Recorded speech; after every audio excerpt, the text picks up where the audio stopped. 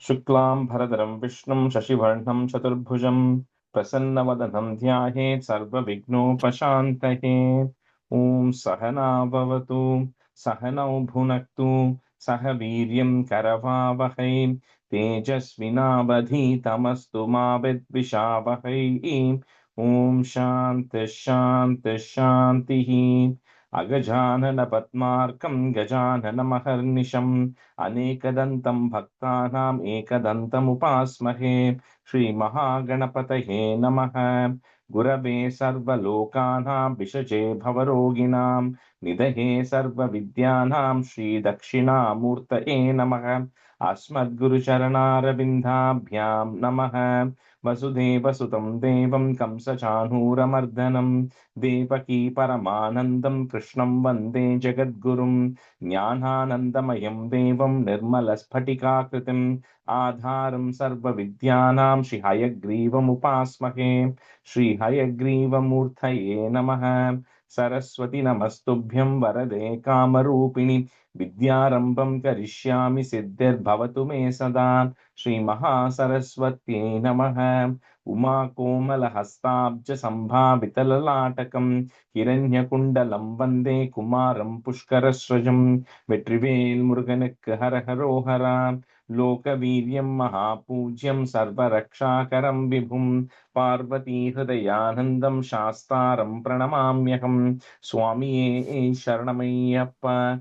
वागर्ताविव सम्पृक्तौ वागर्त प्रतिपत्तये जगदः पितरौ वन्दे पार्वती परमेश्वरौ। श्रीपार्वती परमेश्वराभ्यां नमः। कोमलं पूजयन् वेणुं श्यामलोऽयं कुमारकः वेदवेद्यं परं ब्रह्म तस्मै श्रीगुरवे नमः। अस्मद्गुरुचरणारविन्दाभ्यां नमः। श्रीकृष्ण गोविन्द हरे मुरारे श्रीनाथ नारायण वासुदेव। श्रीकृष्ण गोविन्द हरे मुरारे श्रीनाथ नारायण वासुदेव। श्रीकृष्ण गोविन्द हरे मुरारे श्रीनाथ नारायण वासुदेव। पीताम्बरं करविराजितचक्रशङ्खकौमोदकी सरसिजं करुणासमुद्रं राधासहायम् अतिसुन्दरमन्दहासं वातालयेशम् अनिशं हृदि भावयामि। कृष्णो रक्षतु मां चराचरगुरुः कृष्णं नमस्ये सदा। कृष्णेनैव सुरक्षितोऽहमसकृत् कृष्णाय दत्तं मनः। कृष्णादेव समुद्भवो मम विभो कृष्णस्य दासोऽस्म्यहम्। कृष्णे भक्तिरचञ्चलास्तु भगवन् हे कृष्ण तुभ्यं नमः। श्रीगुरुवायूरप्पा शरणं नम्राणां सन्निधत्ते सततमपि पुरस्तैरणभ्यर्थितानपि आर्तान् कामानजस्रं वितरति परमानन्दसान्द्रां गतिं च। इत्थं निःशेषलभ्यो निरवधिकफलः पारिजातो हरे त्वं क्षुद्रं तं शक्रवाटी ध्रुममभिलषति व्यर्थमर्त्यव्रजोऽयम्। श्रीगुरुवायूरप्पा शरणं श्रीभट्टपादम् अनिशं हृदि भावयामि। वंशीविभूषितकरात् तव नीरदाभात् पीताम्बरात् अरुणबिम्बफलाधरोष्टात् पूर्णेन्दुसुन्दरमुखात् अरविन्दनेत्रात् कृष्णात् परं किमपि तत्त्वमहं न जाने. കൈരണ്ടും കൂപ്പി ഞാൻ വീണ്ടും ഇറക്കുന്നു നീരജലോചന നിന്നോടായി. ഏതീനു മഞ്ഞനെ കുമ്പിടേണ്ടാത്തോരു രീതിയിൽ നീ എന്നെ പാലിക്കുന്നായി. കൃഷ്ണ ഹരേ ജയ കൃഷ്ണ ഹരേ ജയ കൃഷ്ണ ഹരേ ജയ കൃഷ്ണ ഹരേ. Good morning, everyone. Okay, so we'll start with a review of 22. We can just split it by half. Maybe Priya, you can do one half, and Priyam, you can do the other half. Yeah. अजामिनौ पात्निक्याम् अजामिनो नाम महीसुरापुरा सरन् विपो धर्मपतान् गृहाश्रमी कुरोर्क्रीडा काननमेत्य दृष्ट्वान् सुतृष्टशीलां कुटलां मताकुलाम् Kulatam mata last line. Kulatam mata कुलटां मताकुलाम् स्वता पुरशान्तोऽपि तथा हृदाश्यः स्वधर्मम् उत्सृज्य तया समारमन् अधर्मकारी दशमी भवन् पुनः तदौ भवन् नामयुते सुतो रतिम् Sute ratim. सुते रतिम् युक्काले यमराज किङ्करान् भयङ्करां श्रुतीन् अभिलक्ष्यन् पिया पुरामनात् त्वत्स्मृति वासनाफलात् सुराजवा Juhav. जुहाव राम नारायणनामकं सूतं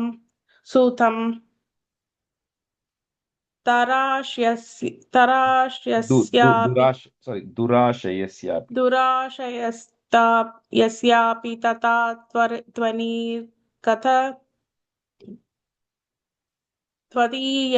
त्वदीयनामाक्षरमात्र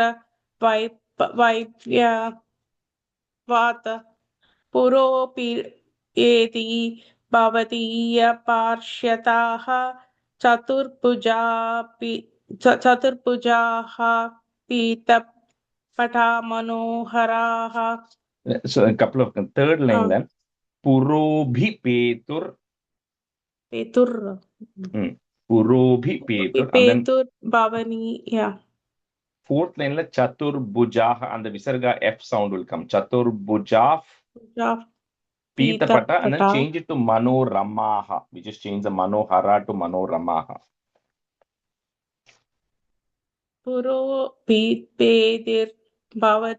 पुरोऽपिपेदिर्भवदीयपार्श्वताः चतुर्भुजाः पीतपटा मनोरमाः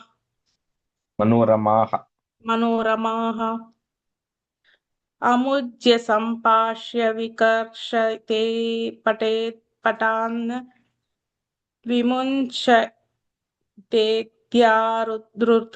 विमुञ्चतेत्यारुद्धृतुर्पलातिमी विनारितास्ये निवारितास्ते च भवज्ञैस्तथा तदीयपापं निखिलं निवेदयन् The first line, Bikarshato. विकर्षतो पटान् Yeah. You can just do the first two lines of the next stanza and stop. इद् वा पवन्तु वा The first two, and the first line. पवन्तु पापानि कथं तु निष्कृते कृतोऽपि पो दण्ड नमस्ति पठतिताः Panditaha. पण्डिताः We can stop. And the second line of the Kritepi. No. कृतेऽपि पो दण्ड नमस्ति पण्डिताः You can stop it. न निष्कृतिः किं विदिता भवादृशाम् इति प्रभो त्वत्पुरुषा बभाषिरे श्रुति स्मृतिभ्यां विहिता व्रतादयः पुनन्ति पापं न लुलन्ति वासनाम् अनन्तसेवा तु निकृन्ति द्वयीम् इति प्रभो त्वत्पुरुषा बभाषिरे Third line, Nikrintati. निकृन्तति द्वयीम् अनेन वो जन्म सहस्र कोटिभिः कृतेषु पापेष्वपि निष्कृतिः कृता यदग्रही नाम भयाकुलो हरेः इति प्रभो त्वत्पुरुषा बभाषिरे नृनाम बुद्ध्यापि मुकुन्द कीर्तनं दहत्य गोघान् महिमास्य तदा शः तादृशः यथाग्निरे दांसि यदो शदं गतान् इति प्रभो त्वत्पुरुषा बभाषिरे इति ऋतैर्याम्य भटैरपासुते भवद्भटानां च गणे तिरोहिते भवत्स्मृतिं कञ्चन कालमाचरन् भवत्पदं प्रापि भवद्भटैरसौ स्वकिङ्करावेदन शङ्कितो यमः त्वद्रङ्घ्रि भक्तेषु न गम्यतामिति स्वकीयभृत्या न अशीक्षद उच्चकैः सदैव वातालयनाथ पाहि माम्. The third line, second half, the third line, Brityan Ashishikshad. Okay. Ashishiksha Uchchakaihi. Yeah, Ashishikshad Uchchakaihi. Sorry, Rajesh, I just have a doubt. Yeah. In the 8th stanza. Yeah. No, in the 9th one, the second line, is it Dahatya Gaukhan or Gokhan? Gau. It is Dhau, it is not Gau. Yeah, Ga, G-H. G-H, okay. Thank you. Gaugan. Gaukhan. Okay, we'll start with Dasakam 23 today, and we'll get into 24. Hari, you can be a student, and Suganya, you can be a student. So it's 23 has got like a lot of things, embedded in it. It's like a movie, like flashback and all of that stuff. So this is like, it's got a few things. It's got Daksha Charitram and Chitraketu Upakhyanam and Vritra Vada, the Vritrasura. That's another thing. There's four different topics which come in here, and they're all kind of interlinked also. So stanza 1. Prachetasastु bhagavannaparo hi dakshaha त्वत्सेवनं व्यदित सर्ग विवृद्धिकामः आविर्बभूवि तदा लसदष्टबाहुः तस्मै वरं ददित तां च वधूम् असिक्नीम्. So when we left off in Dashakam 19 of the Prachetas, the 10 children who went and meditated for 10,000 years underwater, and finally they got a darshan of Bhagavan and all of that, right? They went to the western banks and all of that. And at the end of the Dashakam, it said that the Prachetas, to them, the Daksha is reborn, right? So previously, Daksha came from Brahma, and because of all the conflict and everything with Shiva that happened, he was cursed to then take birth again. And this time he was cursed to take birth not directly from Brahma, because when you're taking birth from Brahma, you are not necessarily going through the like a womb of a mother and then going through all of the process. But when he was born to Prachetas, he's born as a Kshatriya to then go through the process, right, of childbirth and everything. So that was a curse he had. But at the end of the day, he's still going to be a Prajapati. So he still is a great personality. So in this birth of Daksha, where he is now born again to the Prachetas, so he then has to now go, he's also Prajapati, he still has to go grow the population, right? So he then goes and does what all of them do, which is they go and do a lot of penance and everything. And to him, oh, Bhagavan, you are then coming as Lasad Ashtabhaguhu. You are coming in the form of 8 hands and then giving a darshan to Daksha and saying that I know the purpose of yours. Your forefathers, including all your Manus and Brahma, everybody has gone through this process. So he blesses Daksha and tells that he needs to marry a person called Asikni. That is what comes at the very last line. So he says, you marry Asikni, and then to you, thousands and thousands of children are going to be born, which are then going to grow the population, right? So that is the first stanza here. Daksha is getting blessed. He's born again, and then he's blessed. Pracheta sastu bhagavannaparo hi dakshaha, put a visargan comma, dakshaha, Next line, the is goes away. Tvat sevanam vyaditha sarga vivriddhi kamaha avir bhabhuvita tada lasadashta bahuhu. Put a visarga. Lasadashta bahuhu. Visarga comma. Next line is goes away.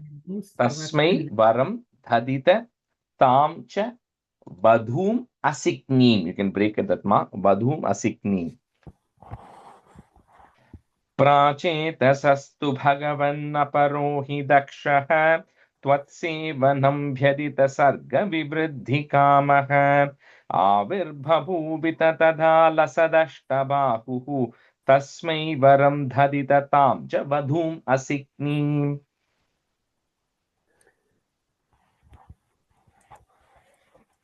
प्राचेदस्तु भगवन्नबोरहि दक्षः त्वत्सेवनं व्यदित सर्ववृत्तिदकामः आविर्बभूविद तदा लददष्टबाहुः तस्मै वरं तदिददां च वधूम् असिक्नीम्.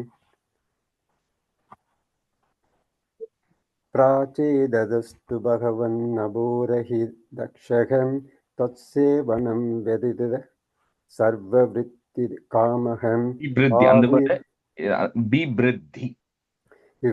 विवृत्तिकामहं आविर्बभूविद तदा लदष्टबाहुः तस्मै वरं तदिददां च वधूम् असिक्नीम्. A third line, last word, lasad, lasadashtabahuhu. लसदष्टबाहुः Yeah. तस्मै वरं तदिददां च वधूम् असिक्नीम्. प्राचेदसस्तु भगवन् नपरेहि दक्षः त्वत्सेवनं व्यतीत सर्गविवृतिकामः आविर्बभूविद तद लसतश्च तस्मै वरं तदिददां च वधूम् असिक्नीम्. Third line, lasadashtabahuhu. And the who it has to end. प्राचेदसस्तु भगवन् नपरेहि हितशः त्वत्सेवनं व्यतीत सर्गविवृतिकामः आविर्बभूविद तद लसतश्च तस्मै वरं तदिददां च वधूम् असिक्नीम्. First line, Suganya, Bhagavan Naparo. You're saying Pare, you're saying it's Paro. Consider. तस्यात्मजास्त्वयुतमीश पुनः सहस्रं श्रीनारदस्य वचसा तव मार्गमापुः नैकत्र वासमृषये समुमोच शापं भक्तोत्तमस्पृशिरनुग्रहमेव मेने. A little bit of a long story embedded here. So first, to this Daksha and Asikni are born 10,000 sons, right? So they get 10,000 sons to grow the population. So Daksha then tells the 10,000 sons that I want you all to also grow the population. So you first, but before you go do all this, he says you have to go and do the necessary tapas. So he says, I want you to go to the northeast portion. Like when I was telling last time when we're doing Dasakam 21, when I was studying northeast, I said, okay, that's going to come again because that's a very religious place where, where the Sindhu River meets the ocean in that area, like current Pakistan or Afghanistan probably. It's a very religious place where they say you have to go do a lot of penance. And so these 10,000 sons of Daksha, all of them obey and they go there.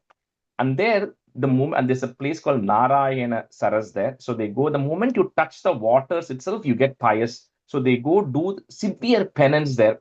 And when you do a lot of this penance, you purify yourself, right? And the moment you get purified, you don't want to get involved in all of these, materialistic things. So one day Narada comes and then he sees that these people are, so religious, so dedicated. They say, and he changes their mind. He says, you are already so elevated souls. Why do you want to get stuck into this material world by having children and getting into that prince? So Narada convinces those 10,000 sons to not follow the instructions of Daksha, but to rather take up the focus on liberation. So 10,000 sons says, okay. Now Daksha gets upset. So because his responsibility as a Prajapati is to grow the population, his 10,000 children are not going to do anything. So he then gets another Punaha Sahasram. He gets another 1,000 boys. And they also do the same thing. They also go to the same place. They also go through the same. The whole thing repeats. Narada comes again, and then he says again, why are you all wasting your time doing all this? You should be rather focused on liberation. And they also decide to do that. Now, Daksha is double upset because 11,000 sons of his, who he's created, are not willing to move forward.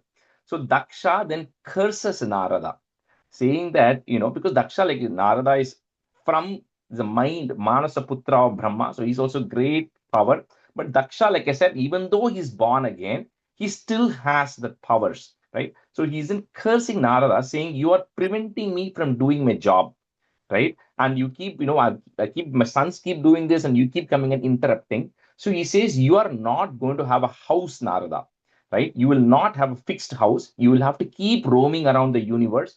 That is the curse I'm giving you. Now, when somebody like Daksha can curse Narada, Narada is equally powerful, right? But these great religious people do not use the powers to curse. That's the difference between, Narada and Daksha, right? Narada says, so be it. If that curse you are given, that means that's what Bhagavan wanted me to have. So let me not have a house, and I will continue to roam the world, but I'm going to continue to preach, the importance of bhakti and importance of Narayana all over the world. So he says, Narada is so great. So Bhaktottamas, because Uttama, among all your devotees, so Guru Arpa, Narada is the most Uttama, the most devoted of devotees. So whatever comes his way, he accepts it. And then says, I'm going to use this to my benefit. So I'm not going to have a house. I'm going to use this to my benefit to keep roaming around the universe and then, communicating about your great. So Narada is the greatest marketing messenger for Narayana, right? So that's what he leverages, right? Uses it as a benefit. Tasyat majas. So tasya majas. Tvayutamisha punas sahasram, Srinaradasya vachasa tava margamapuhu naikatra vasamrishaye sa mumocha shapam, bhaktottamas. So bhakta uttamas. Bhaktottamas tvrishir. So I'm just breaking at that ra there, ir and a. Tvrishir anugrahameva mene. तस्यात्मजास्त्वयुतमीश पुनः सहस्रं श्रीनारदस्य वचसा तव मार्गमापुः नैकत्र वासमृषये समुमोच शापं भक्तोत्तमस्त्रिशिरनुग्रहमेव मेने.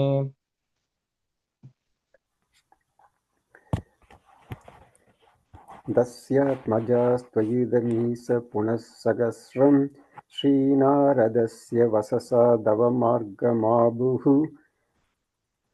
नैकत्र वासमृषये समुमोस साबं भक्तोस्तमस्पृशि अनुग्रहमेव मेने.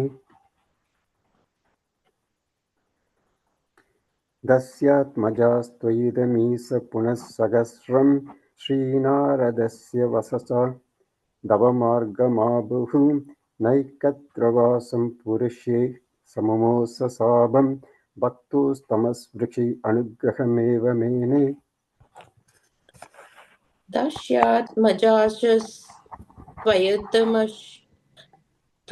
त्वयुतमेषु पुनः सहस्रं श्रीनारदस्य वससादव मार्गमाभु नैकत्र वासं ऋषये स मुमोस शापं भक्तोत्तमस्वृसि अनुग्रहमेव मेने.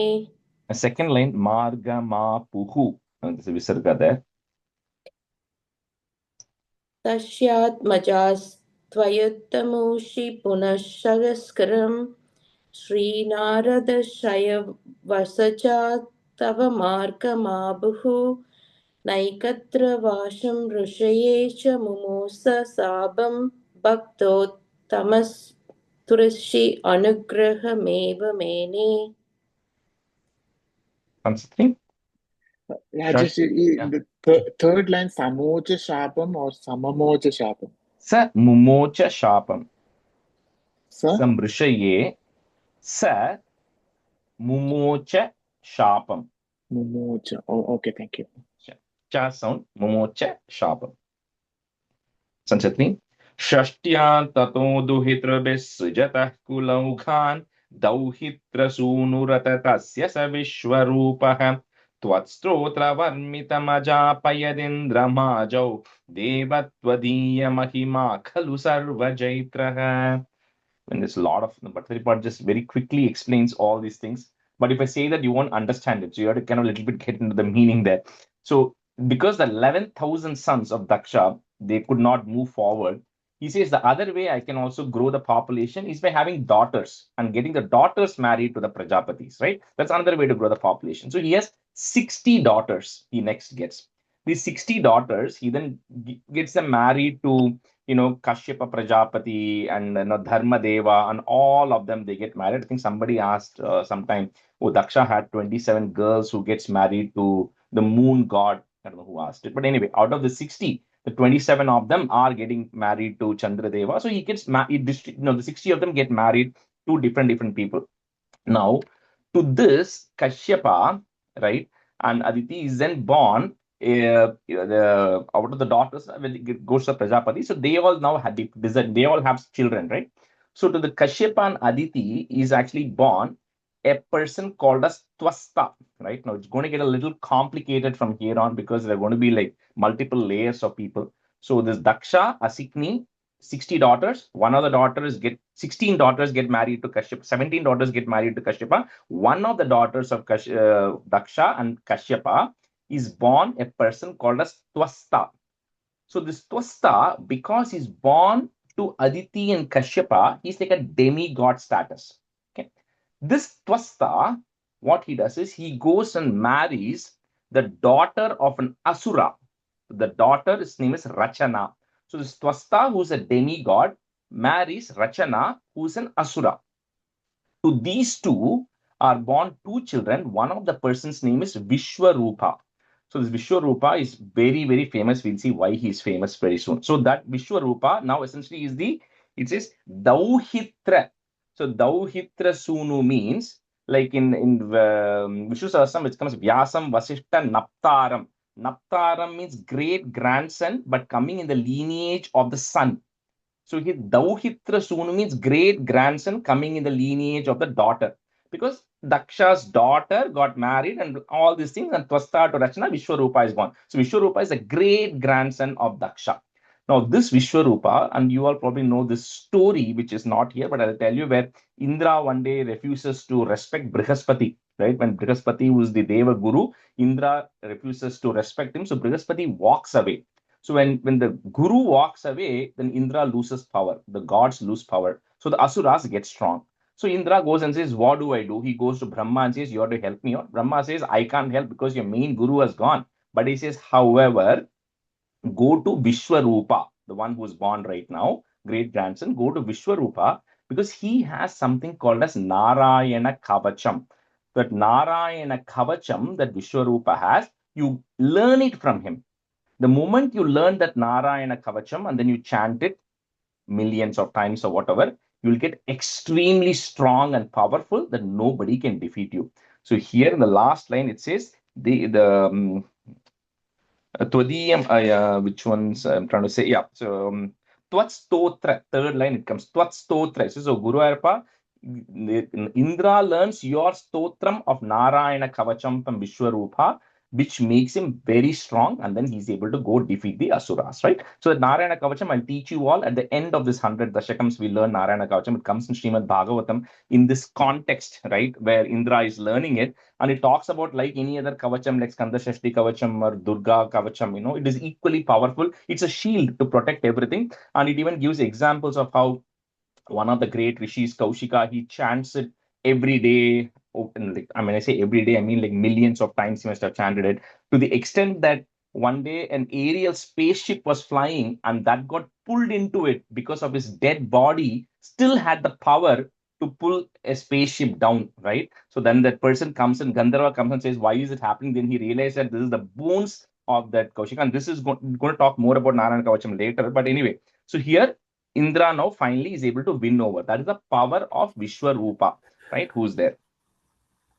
Shashtya tato duhitribihi, put a is, duhitribhis, srijatah, put a ih, srijatah kulaughan, comma, dauhitra sunurata tasya sa vishwarupah, tvat stotra varmitam. I'm breaking at that ma. Varmitam. Next word starts with a. Ajapayat Indramajau. I'm just breaking so you can say it easily. Tvat stotra varmitam ajapayat Indramajau, comma, deva tvadiya mahima khalu sarva jaitraha. Shashtya tato duhitrubhyas srijatah kulaughan dauhitra sunuratatasya sa vishwarupah त्वत्स्तोत्र वर्मितमजापयदिन्द्रमाजौ देवत्वदीय महिमा खलु सर्वजैत्रः.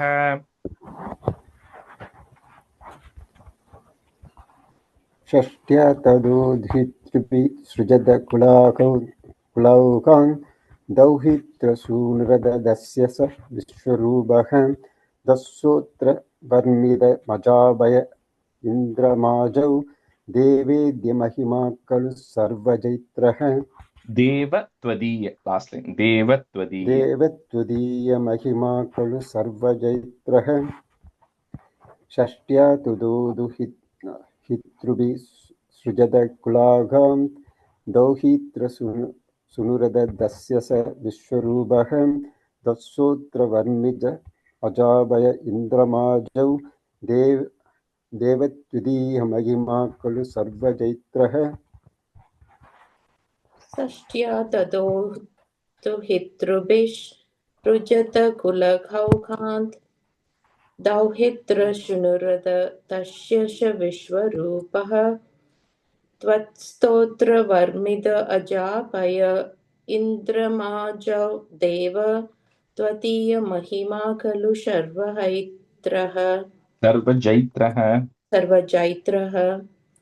षष्ट्या ददो दुहितृभिरुजतकुलघौघान्त दौहित्रशृणुरदसस्य स विश्वरूपः त्वत्स्तोत्रवर्मिद अजामय इन्द्रमाजौ देव त्वदीयमहिमा खलु सर्वजैत्रः. And thirdly, Indramaju, and pause irukku. You can just pause there, I think. Yeah.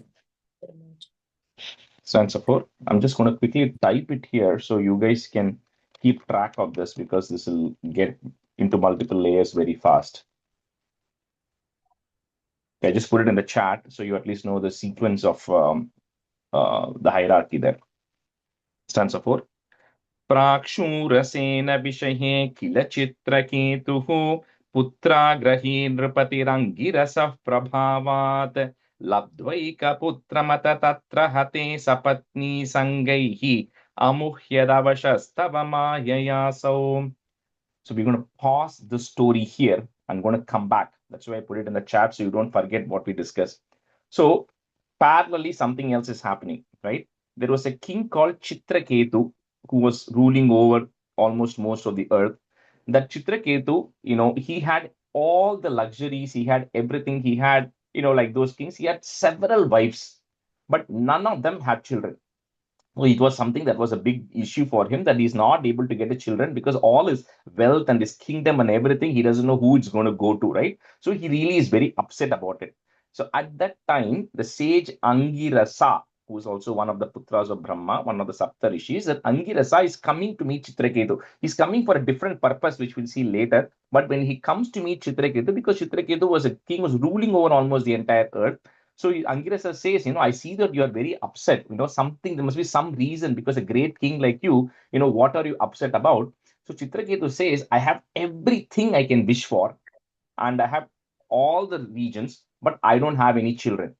So he says, my only thing I want right now is I need a child. I need a boy who can then take over my kingdom, and I need to pass my reins on to somebody.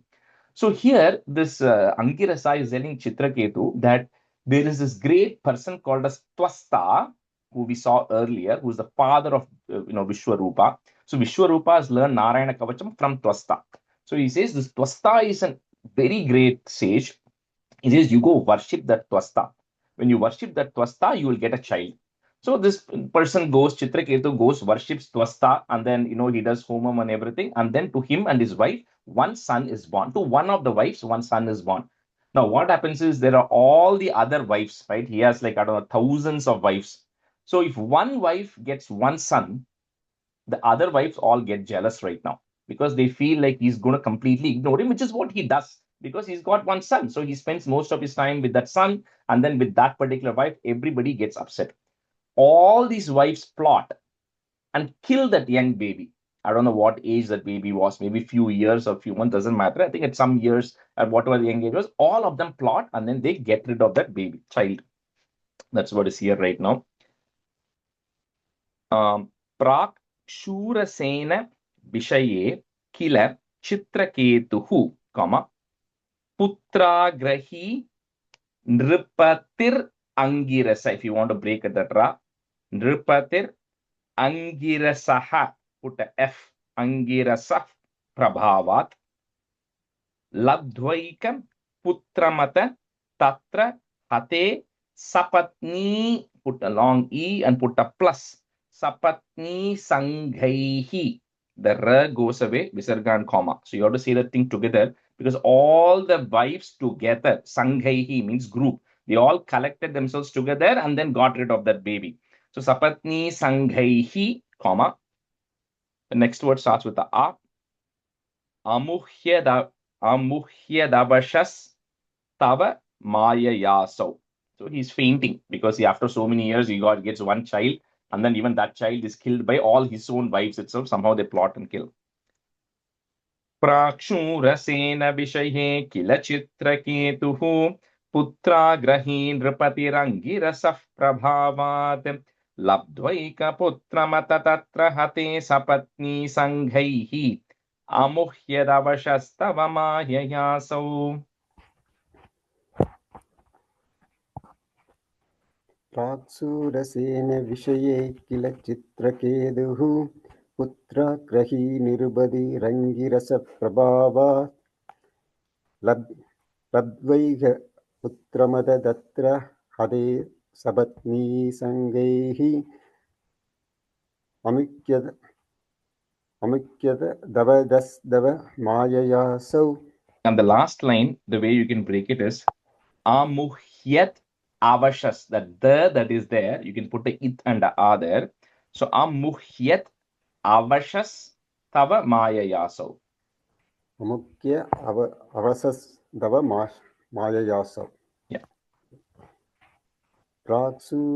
प्राक्सूरसेन विषये किल चित्रकेतुः पुत्रग्रही निर्बधिरङ्गरसप्रभावान् लब्ध्वैह पुत्रमदस तत्र हदे सवन्निसङ्गैः अमुक्यदवसदस्दव माययासौ. And the word traditional Amuhyat Avashas. अमुक्य अवसस्दव माययासौ. प्राक्ष्टुरेशन विषये किल चित्रकेतुः पुत्राग्रहीतृपदिर् अङ्किरासप्रभावात् लप्त्वैगपुत्रमदतत्र हते सपत्नी शङ्गैः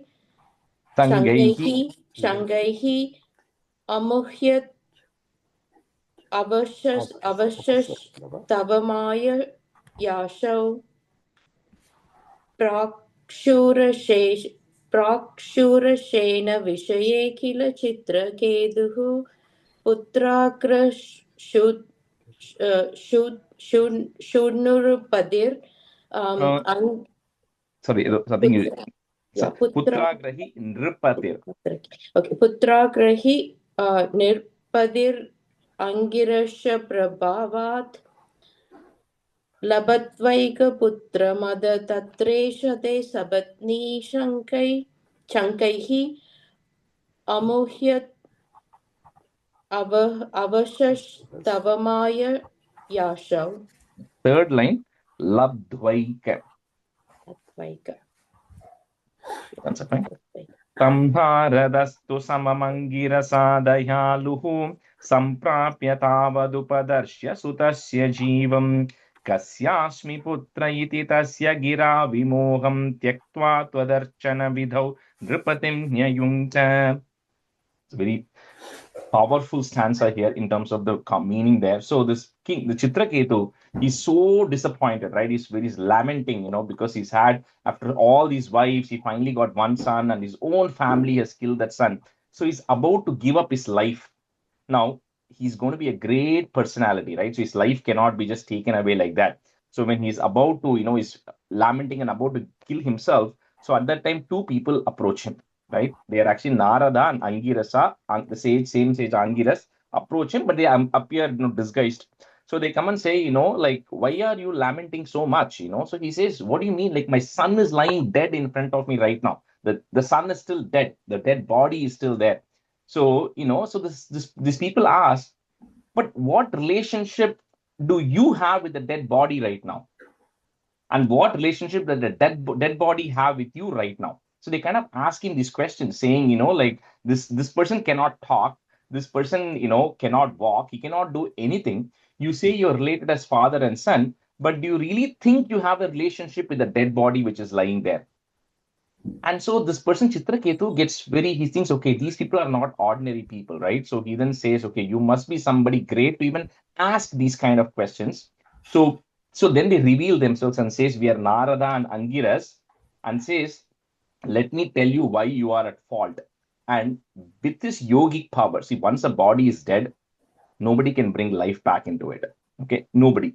But there are a couple of instances where somebody can bring the soul back and the soul can then communicate with you. There are two places where it is going to happen. One is now, later in Krishna Avataram, when Krishna does it to Devaki for the Shad Garbhas, for the first 6 sons. We'll see it when it comes then. So Narada is able to bring that soul back of his son, and he brings the soul back and he tells that soul, all these people here, this entire kingdom is crying because you are not alive anymore, right? They want you to come back into the body because you are supposed to take over this entire earth and you are supposed to do all this. They are all crying for you. And I'll give you a chance. I will bring you back into this body and resurrect this body. Do you want to come? This is a question Narada is asking the soul of the dead son. That soul replies, saying, first of all, he says, who are you all? He says, you are saying Chitraketu is my father. In which birth of mine was Chitraketu my father? That soul says, I have taken so many thousands of births. I have been born as an animal. I've been born as a human. I've taken different births I have taken. I don't even know in which birth Chitraketu was my father. And for me, it was just an experience that my soul was going through. I am not going to come back into the body because I no longer have any relationship with anybody who is present here. He says, I have moved on. The soul says, I have moved on, right? I have no more connections to anybody here. And even if you give me a chance to come back to this body, I am not going to come back to this body because I have other things to do, right? The soul has to go through its journey. So when Chitraketu and everybody hears this, that's when they come to, although we say this a million times, saying the soul doesn't die, the soul always remains, it just changes body from one life to another.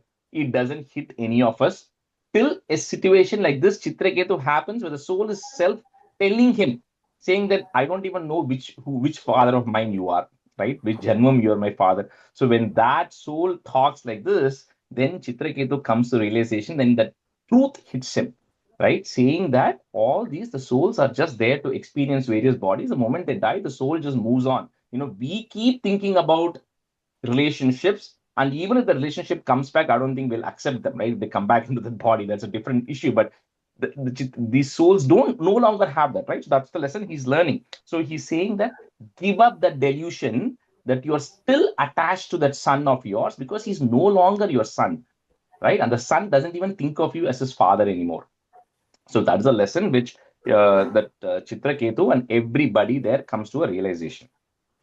So tam naradastu samam, I'm breaking at the second ma, samam angirasa dayaluhu, comma, samprapya tavat upadashya sutasya jivam kasyasmi putra iti tasya gira vimoham, and then put a plus.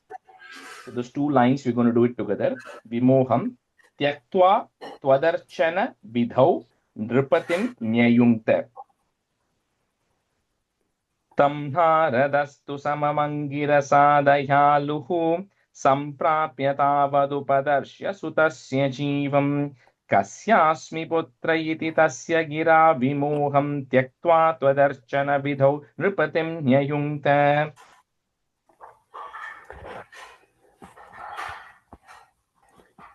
तं नारदस्तु सममङ्गिरसा दयालुः सम्प्राप्य धावदुपतस्य सुदस्य जीवं कस्यामि पुत्र इति दस्य किरा विमोहं त्वक्त्वा त्वदर्शनविधौ निरुपतिं येङ्गुदा Nyayungta. येङ्गदा No, the nyayungta.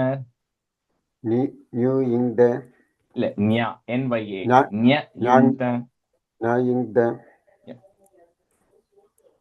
तं नारदस्तु सममङ्गिरसा दयालुः सम्प्राप्य दावदुपतस्य सुतस्य जीवं कस्यामि पुत्र इति तस्य किरा विमोहं त्वक्त्वा ददर्शनविधौ निरुपतिं युङ्गद N-Y-A. Nyayungta. नयुङ्गद.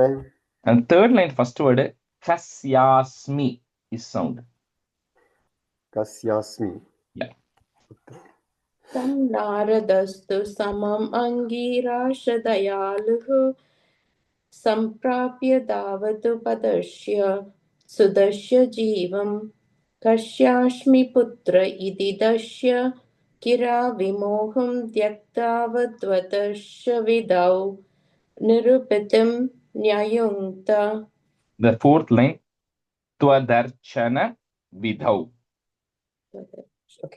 त्वदर्शन विदौ. Okay. तं नारदस्तु समम् अङ्गिराशदयालुः सम्प्राप्य धावतु पदस्य शूदस्य जीवं कस्यास्मि पुत्र इति दस्य किरा विमोहं त्यक्तवद्वदर्शनविदौ निरुपतिं न्युयिङ्गित. Nyayungta. न्यायुङ्क्त. And some places, Suganya, the sa one you sound like a cha, like sutasya sa. Okay. Sutasya. Okay. All right. We'll just switch almost half time out of it. Let me see who I had today.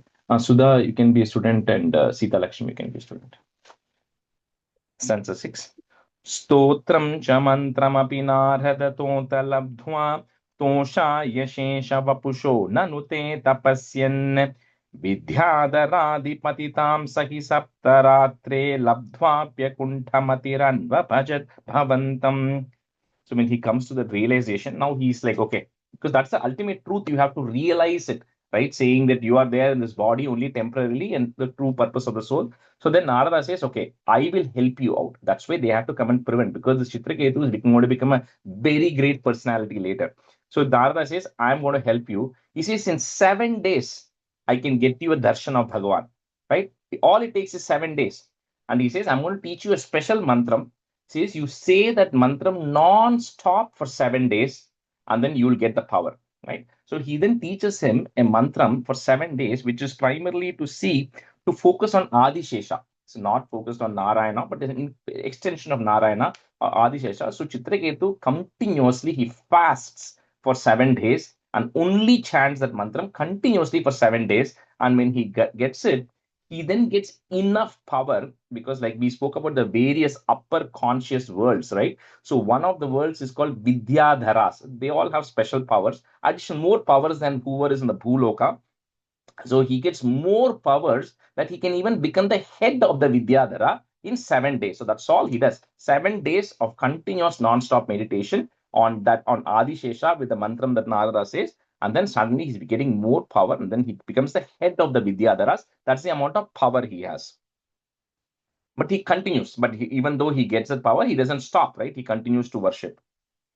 Stotram cha mantram api Naradatota labdhva, comma, Toshaya Shesha Vapusho Nanute Tapasyan Vidyadharadi Patitam Sahi Sapta Ratre, put a plus, Labdhvapya Kunta Matir.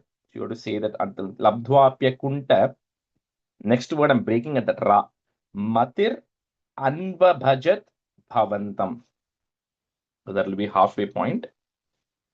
Stotram cha mantramapi narhadatonta labdhva toshaya shesha vapusho nanute tapasyan vidyadharadhipatitam sahi saptaratre labdhvapya kunthamatiranva bhajat bhavantam.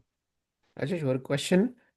Last line, Labdwa Pyakunta Matihin இருக்கு அது வந்து Okay, so if we have matihi, that visarga just becomes a ir to join. Okay, matir anva bhajat.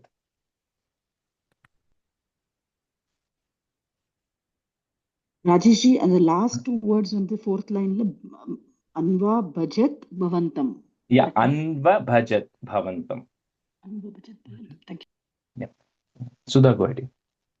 स्तोत्रं च मन्त्रमपि नारदो स्तोत्रं च मन्त्रमपि नारदतोत लब्ध्वा तोषाय शेषवपुषो ननु ते तपस्यन् विद्याधराधिपतितां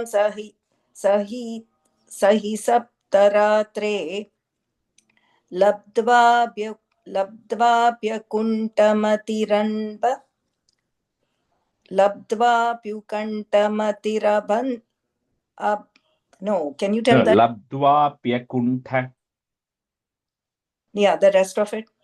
Matir anva bhajat bhavantam. Labdvapyukantamatirabbhajat bhavantam. Leaning on the U on the, you are switching the position of it in the first part. Labdvapyakuntha. Labdvapyakuntamatirabbhajat Matir Labdvapyakuntamatir anva bhajat anbabhajat bhavantam. स्तोत्रं च मन्त्रमपि नारदतोत लब्ध्वा तोषाय शेषवपुषो ननु ते तपस्यन् विद्याधराधिपतितां सहि सप्तरात्रे लब्ध्वाप्यकुण्ठमतिरन्बभजत् भवन्तम्. स्तोत्रं च मन्त्रमपि नारदोऽथ लब्ध्वा तोषाय शेषवपुषो ननु ते तपस्यन् विद्याधराधिपतितां सहि सप्तरात्रे लब्ध्वाप्यकुण्ठमतिरन्वभजद्भवन्तम् स्तोत्रं च मन्त्रमपि नारदोऽथ लब्ध्वा तोषाय शेषवपुषो ननु ते तपस्यन् विद्याधराधिपतितां सहि सप्तरात्रे लब्ध्वाप्यकुण्ठमतिरन्वभजद्भवन्तम्. First line la Naradatota. Naradatota labdva. Okay. So it's a 7. Tasmai mrinaladhavalena sahasrashirshna rupena baddhanuti siddhagana vritena pradurbhavanna chirato nritibih prasanno dattvatma tattvam anugrhyati rodhadata. So although he gets more powers than the Vidyadharas, like more strengths and everything, he continues to worship. He continues to do that mantra which Narada had taught him. And after some more time of worshipping, after a few days, then the Swayam Adishesha Sankarshana appears in front of him. It says beautifully that Mrinala Dhavalena means in pure white form with thousands of hoods. The Adishesha comes and gives darshan to Chitraketu. And then once he comes, of course, he's seeing the Adishesha, extension of Bhagavan, right? There's no difference. It's just an Angam. So, he again feels very, blissful seeing that form of it. And the moment you see this, like most others, he doesn't have anything to ask. he's like, okay, all I want is I just want more devotion and more worshipping you. But Adishesha then gives him the supreme knowledge of Tattvam Anugrihya. He blesses him and gives him the supreme knowledge of the Brahman and educates him on everything. So now Chitraketu is becoming more powerful and is more knowledgeable, and he knows everything that is to be known, right? He's on the path of getting liberated right now. Tasmai Mrinala Dhavalena Sahasra Shirshna, Rupena Baddhanuti Siddhaganavritena Pradur Bhavan Nachirato. So it's like double na coming in Bhavan Achirato, but you can say Bhavan Nachirato together.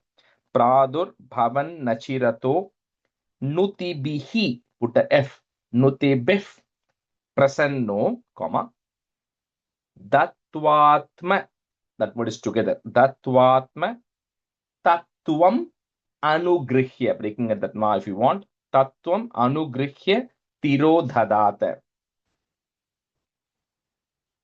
Rajeshji, is it, sorry, is it Dadvatma or Tattvatma? First, the fourth line, first word is first da of Sanskrit. Dattvatma. I think the meaning Dattva Atma. Yeah, it's a Dattva da, first da. Rajeshji, and the Prasanno, inge bookla Prasannaha potrukku. Okay, I'll just change it to Prasanno. In some books, they just continue the Visarga instead of the O. It means the same thing. Just so yeah, just change it. Okay. Rajesh, and the fourth word, fourth line, first word, Tattvatma, apranna? Tattvam. Tattvam. Tattvam, and the ma you break it. Tattvam Anugrihya. Dattva is to give. So he gives him the knowledge of the Supreme Brahman. Tasmai Mrinala Dhavalena Sahasra Shirshna Rupena Baddhanuti Siddhagana Vritena Pradurbhavanna Chirato Nutibif Prasanno Dattvatma Tattvam Anugrihya Tirodhadata.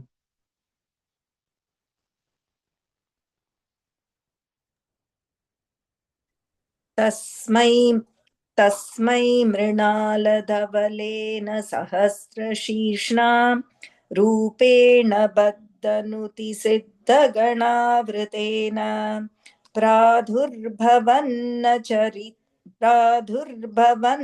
चिरतो नुतिभिः प्रसन्नो दत्त्वात्मतत्त्वमनुगृह्य तिरोददात तस्मै मृणालधवलेन सहस्रशीर्ष्णा रूपेण बद्धनुति सिद्धगणावृतेन प्रादुर्भवन्न चिरतो नुतिभिः प्रसन्नो दत्त्वात्मतत्त्वमनुगृह्य तिरोददात तस्मै मृणालधवलेन सहस्रशीर्ष्णा रूपेण बद्धनुति सिद्धगणावृतेन प्रादुर्भवन्न चिरतो नुतिभिः प्रसन्नो दत्त्वात्मतत्त्वमनुगृह्य तिरोददात तस्मै मृणालधवलेन सहस्रशीर्ष्णा रूपेण बद्धनुति सिद्धगणावृतेन प्रादुर्भवन्न चिरतो नुतिभिः प्रसन्नो दत्त्वात्मतत्त्वमनुगृह्य तिरोददात. Answer 8. त्वद्भक्तमौलिरतसोऽपि च लक्षं वर्षाणि हर्षुलमना भुवनेषु कामं सङ्गापयन् गुणगणं तव सुन्दरीभिः सङ्घातिरेकरहितो ललितं चचार.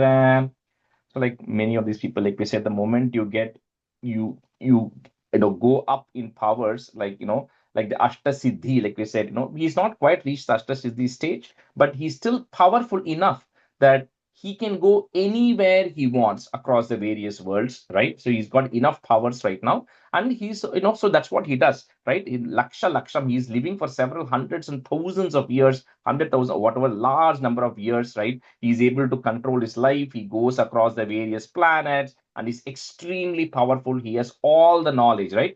everything is going fine. That means something has to go wrong in the next stanza, right? So everything is going fine and he's about to get liberated and he's enjoying everything, right? That's what is happening here.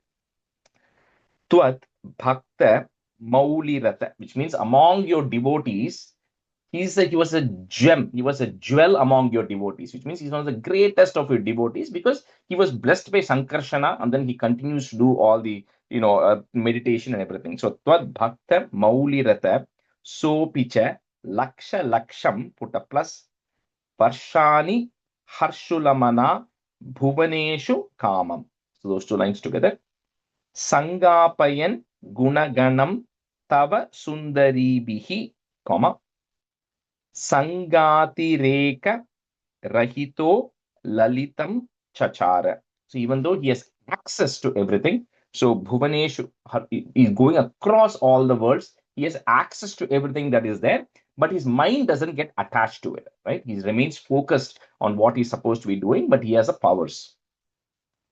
त्वद्भक्तमौलिरतसोऽपि च लक्षलक्षं वर्षाणि हर्षुलमना भुवनेषु कामं सङ्गापयन् गुणगणं तव सुन्दरीभिः सङ्गातिरेकरहितो ललितं चचार. त्वद्भक्तमौलिरतसोऽपि च लक्षलक्षं वर्षाणि हर्षुलमना भुवनेषु कामं सङ्गापयन् गुणगणं तव सुन्दरीभिः सङ्गातिरेकरहितो ललितं चचार. त्वद्भक्तमौलिरतसोऽपि च लक्षलक्षं वर्षाणि हर्षुलमना भुवनेषु कामं सङ्गापयन् गुणगणं तव सुन्दरीभिः सङ्गातिरेकरहितो ललितं चचार. त्वद्भक्तमौलिरथसोऽपि च लक्षलक्षं वर्षाणि हर्षुलमना भुवनेषु कामं सङ्गापयन् गुणगणं तव सुन्दरीभिः सङ्गातिरेकरहितो ललितं चचार. त्वद्भक्तमौलिरथसोऽपि च लक्षलक्षं वर्षाणि हर्षुलमना भुवनेषु कामं सङ्गापयन् गुणगणं तव सुन्दरीभिः सङ्गातिरेकरहितो ललितं चचार. Tansanai. अत्यन्तसङ्गविलयाय भवत्प्रणुन्नो नूनं स्वरूप्य गिरिमाप्य महत्समाजे निःशङ्कमङ्ककृतवल्लभमङ्गजारिं तं शङ्करं परिहसन्नु मयाभिषेपे. So because he's able to traverse anywhere he wants in space, right? So he just keeps traveling around. At one point, he happens to go through Kailasha, right? On Kailasha, which, like I said, all these things are not in Earth. It's in other worlds, upper levels, but we also have replicas of it or, an instantiation of it here, right? Think of it that way. Anyway, so he's in the upper world space, he's traveling, he's going through Mount Kailasha. There he sees Lord Shiva and Parvati because he's so powerful and advanced that he can see these gods, right? So he sees Shiva and Parvati, and then he sees how Parvati was sitting on Shiva's lap. So this realized person who is almost on the verge of getting liberated, having so much power, could not keep his mouth shut. Then he then says, that the greatest of beings, the people who are liberated, they all isolate themselves. They don't show this, they don't have material attachments and everything. And Shiva is the greatest of the yogi who does not have any material attachments, but somehow Chitraketu felt otherwise. And then he made a comment saying that how can somebody like Lord Shiva publicly embrace Parvati, right, in a place when he's supposed to be the most austeric person and he's supposed to teach austerity to everybody. So he makes a comment. Shiva does not even open his mouth, right? Nothing happens, but Parvati gets very offended and she says that you are on the path of getting liberated, but doesn't feel like you have control over your mind, right? First of all, you're even thinking this way. And second, you are talking about these things. So she curses him saying you are not ready to be liberated yet, right? You still have lessons to be learned. So she then curses him to say you're going to be born with lower consciousness, which means you're going to be born as an asura to learn through these things, But like in the previous things, like we saw in several other examples, you will still retain memory of the knowledge that you have learned. That knowledge is not going to go away. But there are new lessons for you to learn, right? So she then curses him. So you're going to be born as an Asura now in your next birth. So Atyanta Sanga Vilayaya Bhavat Pranunno, comma, very similar to the Jada Bharata story, which is not quite similar, but the point of being that even when you're in your last step of getting liberated, you can still slip from there, right? You can still slip, and which means you have to then go through the learnings again. So there's no shortcuts to escaping the learnings, right? Bhavat Pranunno, comma, Nunam sa Rupya Girimapya Mahat Samaje Nishankam, I'm breaking at that ma, Nishankam Anka Krita Vallabham, breaking at that ma again, Vallabham Angajarim, comma, Tam Shankaram Parihasan. I'm just going to break that word there. So it will be in and then nu and everything, but you can say it as Parihasan Umayabhishepe, Uma Parvati. So Parihasan Umayabhishepe. Atyanta Sanga Vilayaya Bhavat Pranunno Nunam Sarupya Girimapya Mahat Samaje Nishankam Anka Krita Vallabham Angajarim Tam Shankaram Parihasan Nubhaya Bishepe. The Rajesh first line la Pranun Nuhu Nahan இருக்கு என்னோட Okay, bookல. Nahan, just change it to no. Pranun no. No. And sometimes, like last time Sita asked, right? Sometimes that visarga, instead of the no or something, they will put a na and visarga, naha. Rajesh, and the Nunam sa Raupyava, Rupyava. Rupya. Rupya. Okay. Yeah, form. Yeah.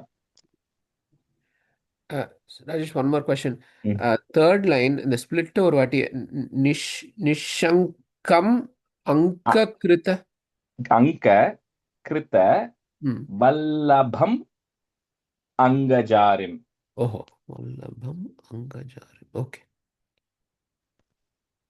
Thank you.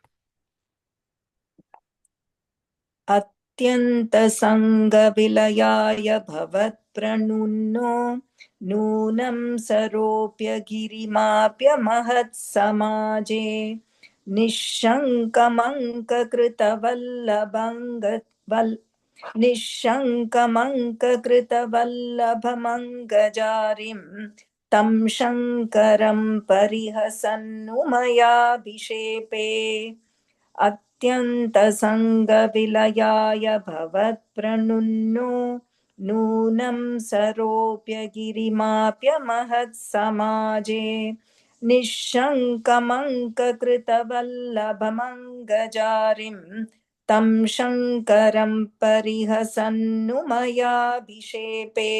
The second line, Rupya. Nunam sa Rupya. Second line. Oh, இங்க வந்து ரோப்பிய எழுதி இருக்கு. Okay. Just change it to Rupya. Okay.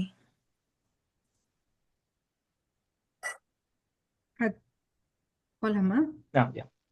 अत्यन्तसङ्गविलयाय भवत्प्रणुन्नो नूनं सरूप्य गिरिमाप्य महत्समाजे निःशङ्कम् अङ्ककृतवल्लभमङ्गजारिं तं शङ्करं परिहसन् उमयाभिषेपे अत्यन्तसङ्गविलयाय भवत्प्रणुन्नो नूनं सरूप्य गिरिमाप्य महत्समाजे निःशङ्कम् अङ्ककृतवल्लभमङ्गजारिं तं शङ्करं परिहसन्नुमयाभिषेपे. Sansaten. Nisrambhamastvayamayachitashapamoksho Vritrasuratvamupagamya Surendra-yodhi Bhaktyatmatattva-katanai samare vichitram Shatrurapi bhramamapasya gataf padam te. It's another long story here, but it's going to bring back where we left to where we are right now. So just to recap, we saw Daksha Asikni 11,000 sons walked away, 60 daughters. One of the daughters marries Kashyapa to Kashyapa, and that Aditi was born Twasta, right? Then this Twasta marries Rachana. This Twasta was a demigod. He marries Rachana, who's Asura clan. To them is actually born Vishwarupa, who is helping Indra. That's where we left that story. Now, this Chitraketu story, when we were seeing, he also remembered pray to the Twasta that we saw, the Vishwarupa's father, because he was also powerful, right? Because Vishwarupa learned things from him. So we kind of go back to that story where we left off. So Indra gets powerful because he learns the Narayana Kavacham from Vishwarupa, and then everything is going fine. One day Indra notices that when this Vishwarupa is performing the yajnas for the devas to get power, he is putting sacrificial offerings for Indra, to Agni, all of them, right? Because he's the Deva Guru, because his father Twasta is a demigod, right? But his mother Rachana is an Asura. So he still, what he does is he retains a portion of the offerings to the Asuras. So for every 2 or 3 he used to put for the Devas, he used to put one for the Asuras, so they also get power. So after a period, Indra realizes that something is not right because the Asuras are also continuing to become strong. And then he comes to know that this Vishwarupa is kind of helping both the sides. This Vishwarupa is supposed to have 3 heads. So, this, because he's a very powerful personality. So Indra gets very upset that his own guru is going against him and supporting the opposition. So Indra goes and kills Vishwarupa. Right? He gets rid of Vishwarupa. Now, Vishwarupa's father, Twasta, who's even more powerful, he says, how can Indra do this? And then he starts performing another yajnam to kill Indra, to get rid of Indra. Now, this is a story which they refer, a lot of people, when they say this Veda mantram, they always say you should only learn from a guru and not read from a book, etc. They say because the swarams which are there, it can impact the meaning and create a completely different meaning. And they quote this example of what Twasta is going to do. So Twasta is doing a homam where he says he wants to invoke somebody to come from the fire, and he wants that person to kill Indra. Okay. So he says, "O enemy of Indra," and he's saying this in Sanskrit. He says, "O enemy of Indra, I want you to become strong so you can kill your enemy without any delay." Right? He's saying, "Oh, enemy of Indra." Instead, the swaram, there is a dhirgam and there's a long part and the short part and everything. When you say the Veda mantram, he gets switched. And when he says it, it becomes Indra, who's my enemy, kill your enemy without any delay. He literally switches the meaning of that.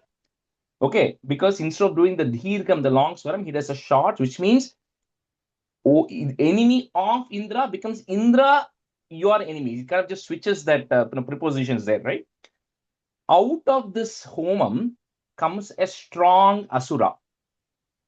That Asura is this Chitraketu who's born again, right? The Chitraketu who was cursed by Parvati to be born as an Asura is coming out of that heaven as an Asura. And he says, okay, what is my role now? So Twasta says, I want you to go battle Indra.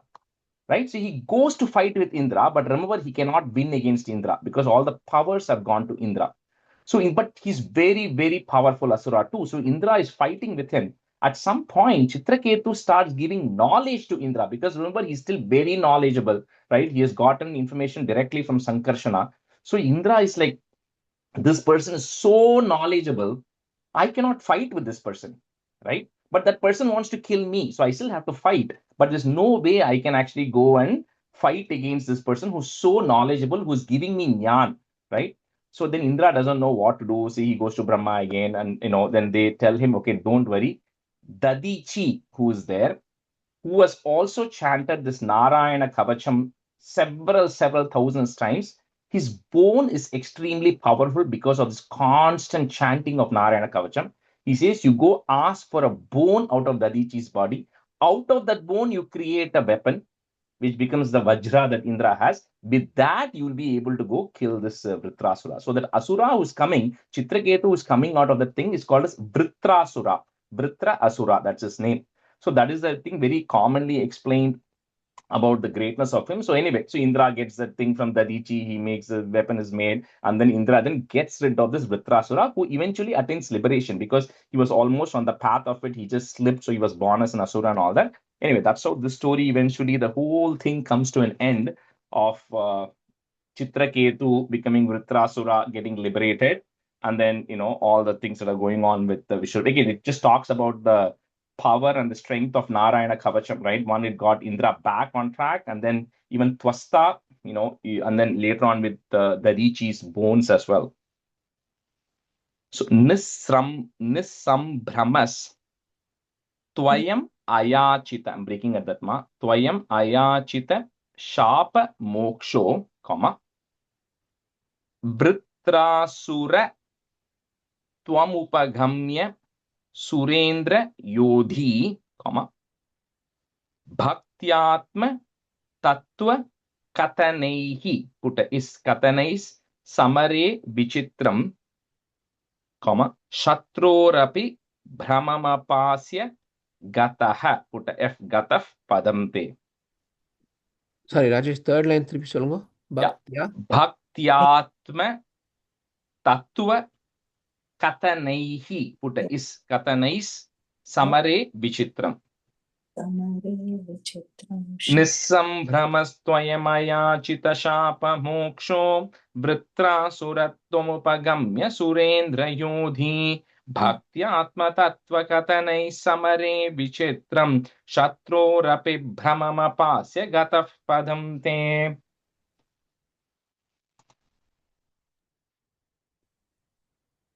निस्सम्भ्रमस्त्वयमयाचितशापमोक्षो वृत्रासुरत्म उपगम्य सुरेन्द्रयोधी भक्त्यात्मतत्त्वकथनैः समरे विचित्रं शत्रोरपि भ्रममपास्य गतः पदं ते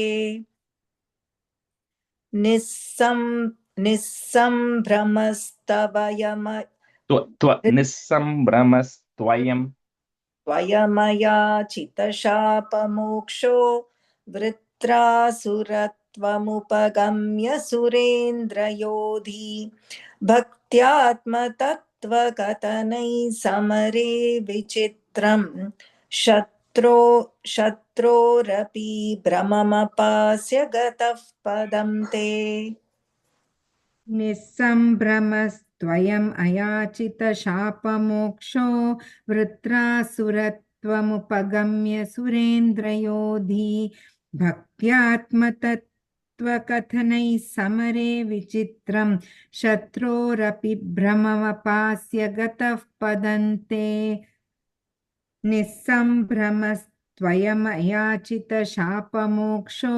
वृत्रासुरत्वमुपगम्य सुरेन्द्रयोधी भक्त्यात्मतत्त्वकथनैः समरे विचित्रं शत्रोरपि भ्रममपास्य गतः पदन्ते.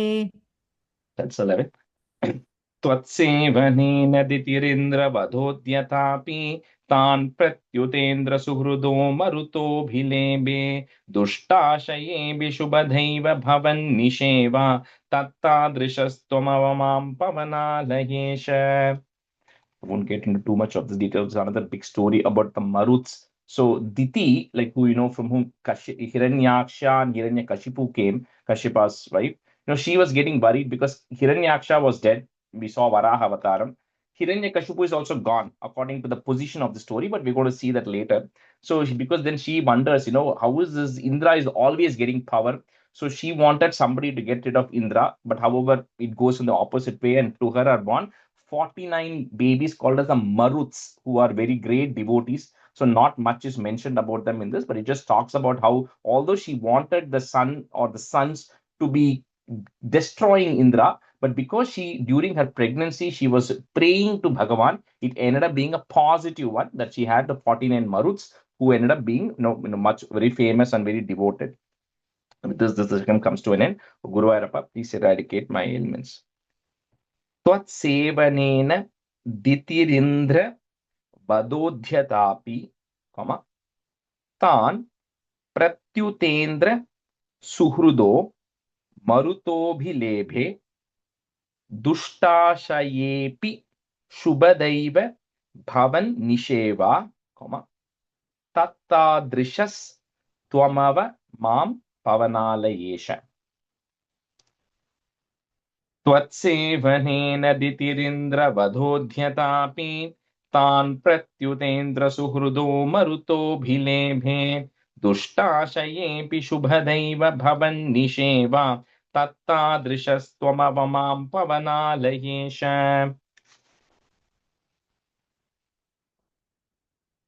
त्वत्सेवनेन दितिरिन्द्रवदोद्यतोऽध्यतापि तान् प्रत्युतेन्द्र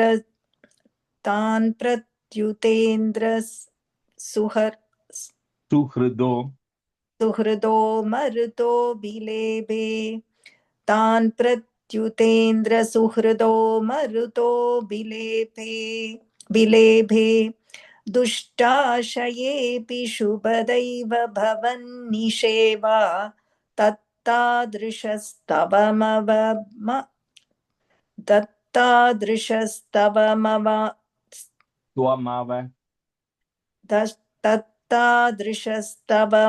मां पवनालयेश. So on the last line la tattadrishastvamava. Tattadrishastavam. No, you're saying ta. It's twa. Tvamava. Tvamava mam. Tattadrishastvamava mam pavanalayesha. Tvatsevanena ditirindra vadodyatapi.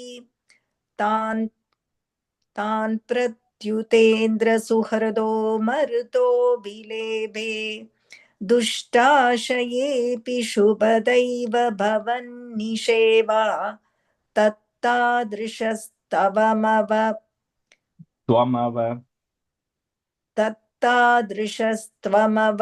मां पवनालयेश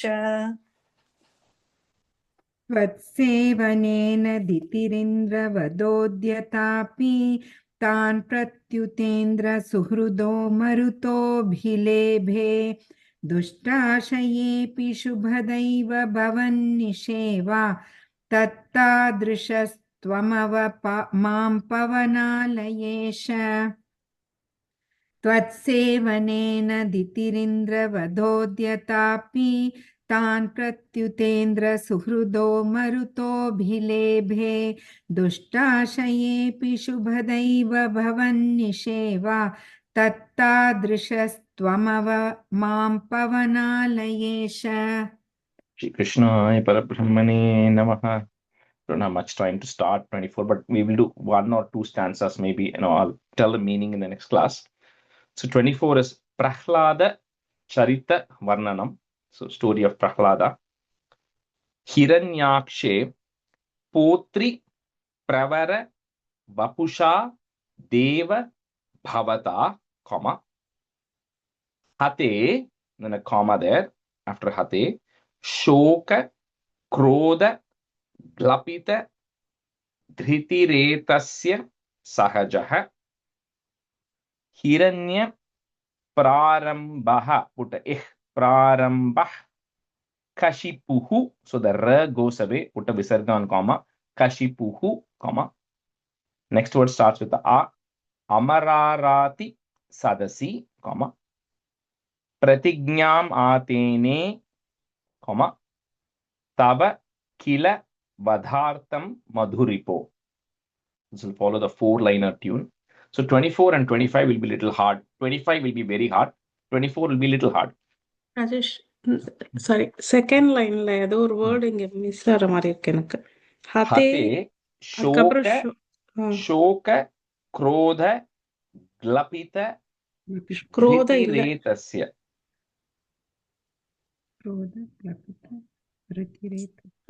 Sahajaha. What is missing? Krodha. Krodha. Okay. Shoka and then Krodha after that. Yeah. Okay. Rajesh, third line or breakup and the Kashipura Angaranda. Kashipuhu, and the ra goes away. Visarga and comma. Kashipuhu Amararati Sadasi.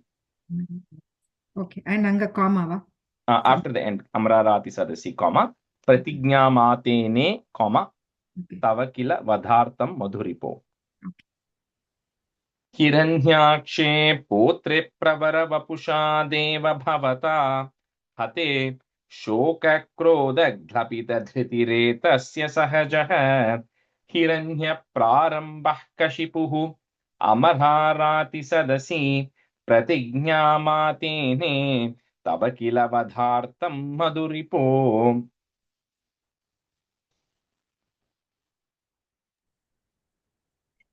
हिरण्याक्षे पौत्री प्रवरवपुषा देव भवता हते शोकक्रोध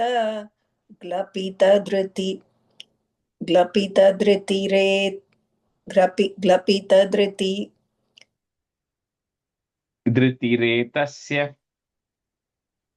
हते शोकक्रोध ग्लपितधृतिरेतस्य सहजः हिरण्यप्रारम्भं प्रारम्भः prarambah हिरण्यप्रारम्भः kashipuhu कशिपुः हमराराति सदसि प्रतिज्ञामातेने तव किल विदार्तं मधुरिपो. Badhar, last line. Badhartam madhuripo. प्रतिज्ञामातेने तव किल वदार्तं मधुरिपो. Second line, second after hate there is a comma. Second line.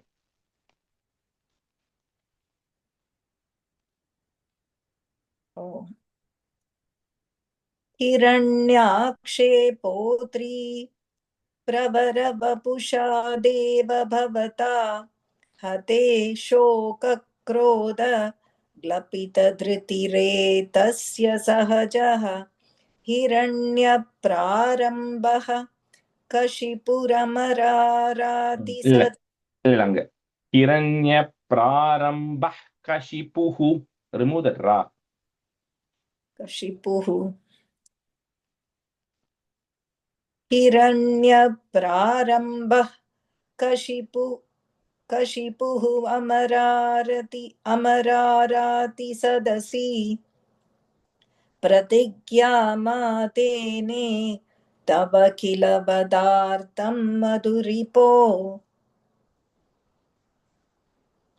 हिरण्याक्षे पौत्री प्रवरवपुषा देव भवता हते शोकक्रोधग्लपितधृतिरेतस्य सहजः हिरण्यप्रारम्भः कशिपुः अमराराति सदसि प्रतिज्ञामातेने तव किल वदार्थं मधुरिपो.